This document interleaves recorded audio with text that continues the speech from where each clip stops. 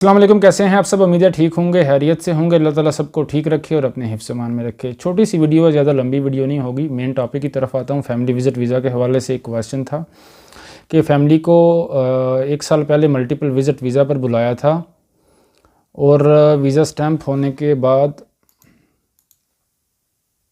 Visa stamp होने के बाद फैमिली सऊदी अरब में एंटर हुई है, लेकिन 2 माह बाद दोबारा एग्ज़िट जाना पड़ गया, यानी वापस अपनी कंट्री में उनको भेजना पड़ गया है। कुछ प्रॉब्लम्स होने की वजह से मैं प्रॉब्लम अभी साथ शेयर नहीं कर सकता माज़रत के साथ, क्योंकि मेंशन किया गया है कि आपने मज़ीद ज़्यादा डिटेल में नहीं बताना, सिर्फ मेन प्रॉब्लम है। तो इसलिए फ़ैमिली को एग्ज़िट करवाना पड़ गया 2 माह के अंदर, और वीज़ा मल्टीपल था।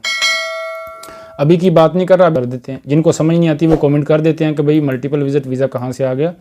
तो ये पहले की बात है। क्वेश्चन एक आया था, ईमेल आया था कि भाई मल्टीपल विज़िट वीज़ा पहले इशू हुआ था, स्टैम्प भी हो गया था, फैमिली एंटर भी हुई थी, और 2 माह के बाद फैमिली को एमरजेंसी वापस अपने मुल्क भेजना पड़ गया है।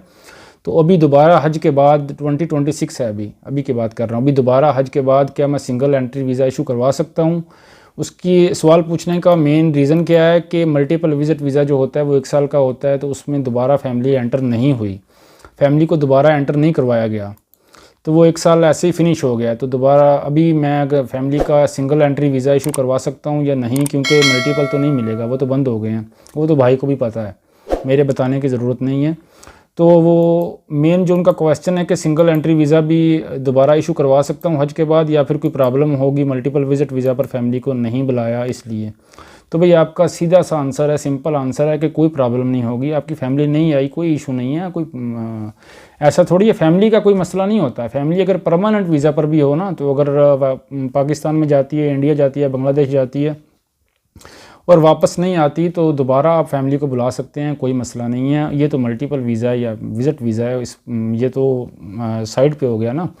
मैं परमानेंट की भी साथ मेंशन इसलिए कर रहा हूँ कि कुछ भाई परमानेंट के बारे में भी सवाल करते हैं, तो उनकी भी रहनुमाई हो जाएगी इस वीडियो में कि अगर परमानेंट फैमिली का वीज़ा है, वो भी अगर दोबारा एंटर नहीं होते, एक्सपायर होता है, तो उसका भी सोल्यूशन होता है। कोई मसला नहीं है, बैन नहीं लगता उन पर, पाबंदी नहीं लगती।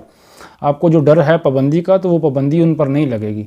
और अगर विज़िट वीज़े की बात करें तो उसमें भी आपने फैमिली को दोबारा नहीं बुलाया, तो कोई मसला नहीं है। फैमिली नहीं एंटर हो सकी, प्रॉब्लम थी, ये देखें अल्लाह ताला ने आपकी प्रॉब्लम सॉल्व कर दी है।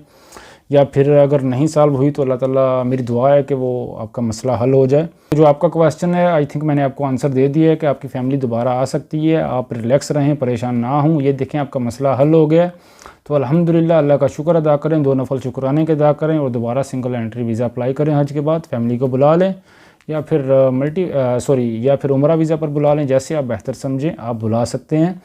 इमिग्रेशन में कोई प्रॉब्लम नहीं होगी, एयरपोर्ट पर कोई ऐसी प्रॉब्लम नहीं होगी। आप मज़ीद रिसर्च कर सकते हैं। जो मेरे पास इन्फॉर्मेशन थी वो मैंने आपके साथ शेयर कर दी है।